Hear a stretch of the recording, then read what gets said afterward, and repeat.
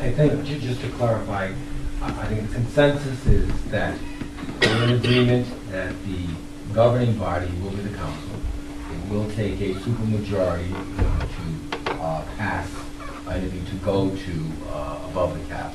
But again, that was only the request. The request, not the approval. Not the approval. Let's see the because again, procedure the approval always rests with the FTF, the financial town. But again, I think we're just taking the steps so that everyone understands who will be making those requests, how it will be followed, and I think it will be good for all of us, so that we'll know exactly what we stand.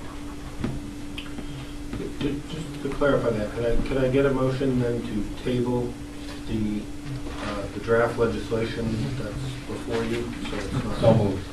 We have a motion and a second. Do we have any further discussion? Seeing none, all those in favor? Could I suggest for a date to respond? Obviously, you want it ahead of time. There won't be time with the next meeting, and I may not be here at the second meeting in February. So can I suggest the first meeting in March? I'll have something about 10 days before that, so that people will be able to see it. Sounds like a plan.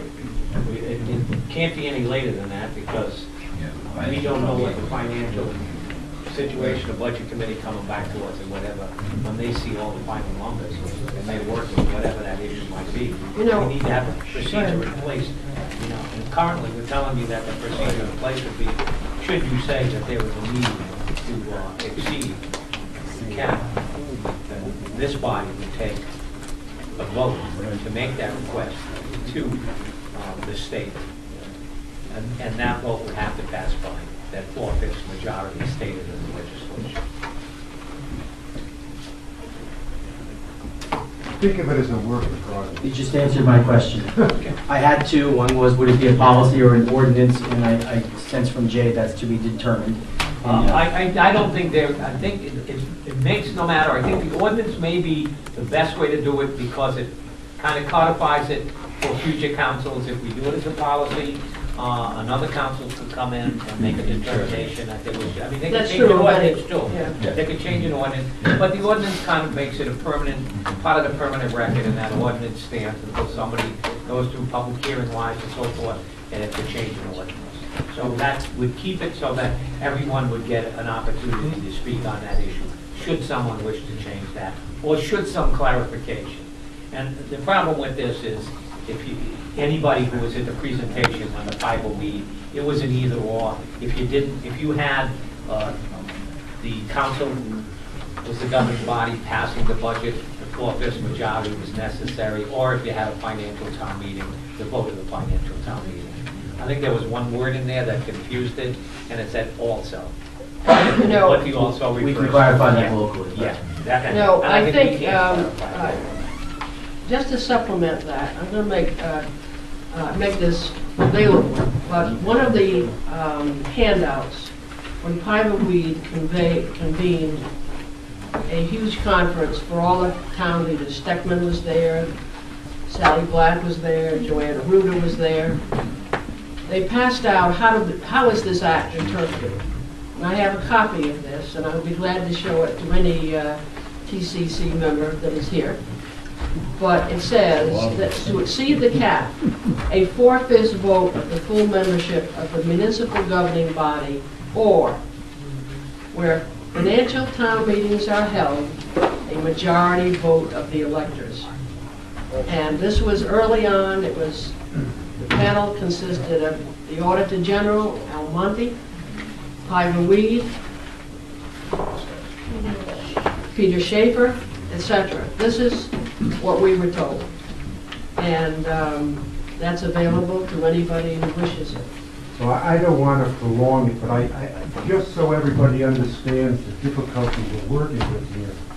Mr. Schaefer, who's just been identified, also wrote a letter to Mr. Gonzalo May 1st, 2008.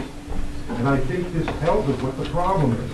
And he says, quote, I should note that this excess levy, as authorized by the Department of Revenue, must be approved by an affirmative vote of at least 4/5 of the full membership of the governing body and a majority of the electors at the financial town meeting. Later, in December of 2008, there was a document put out by the Division of Municipal Finance, Department of Revenue, a report on the property tax cap for fiscal year 2009. And clearly he states what the problem is here. And I'm quoting, "This section has been unclear to many towns which have a financial town meeting for purposes of approving the budget and tax levy. Some interpret it to mean that a simple majority at a financial town meeting is required to levy a tax in excess of the cap, which includes state-approved exemptions. Others interpret it to mean that even if the town has a financial town meeting, a 4/5 council vote is also necessary to exceed the cap. The division has advised towns that the 4/5 council vote is also necessary for financial town meeting towns." So what we're going to try to do is recognizing this, there is some ambiguity here.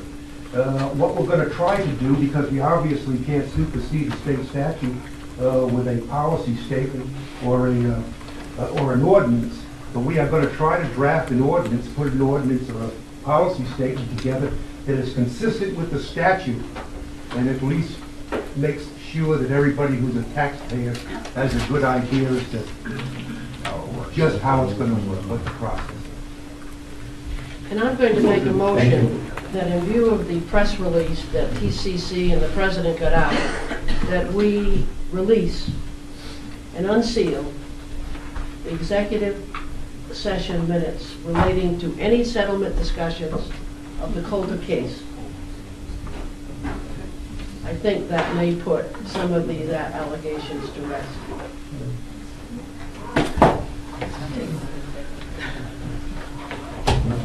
I'm not, well, I don't have a problem with them going out, but I hate to start a precedent. Once we do that, anytime there's a disagreement, Mr. Chairman, we'll have a motion, let's put out the minutes. I think that, with all due respect, a statement put out by the TCC, although I objected to it, as Mr. Nelson can attest, that's part of the First Amendment politics in every town.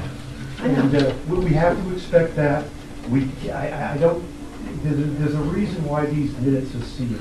And I hate people to be thinking now in the executive session, gee, we're talking about litigation. I wonder if my comments or opinions will someday be unsealed. I don't think we want to get there. Well, I think that is absolutely true, and you make a very good point, but I want to read some of this.